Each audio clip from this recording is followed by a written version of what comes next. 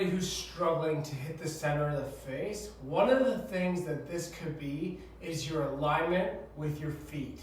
Your stance can have a huge influence on where you're contacting the ball on the club face based on how your own body moves on an individual level. Some people are going to have restrictions in certain areas. Their hips might be tight, one hip might be tight, their lead hip, or their arm might not rotate fully through the shot.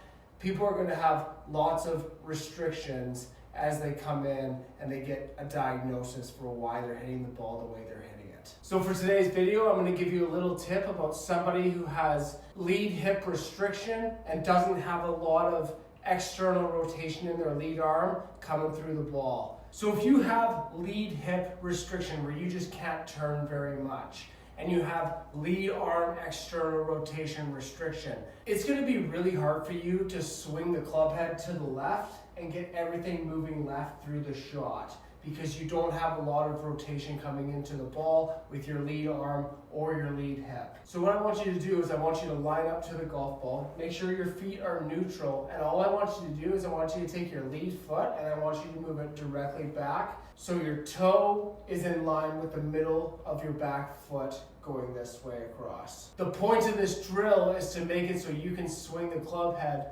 more to the left through the ball in order to hit the desired shot that you're trying to hit.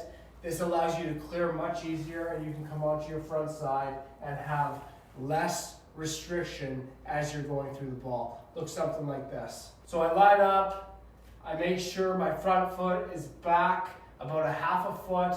It looks like I have an open stance, but my shoulders and my hips are still staying square to the golf ball. And now I can come in, make sure I have enough space to come through the ball.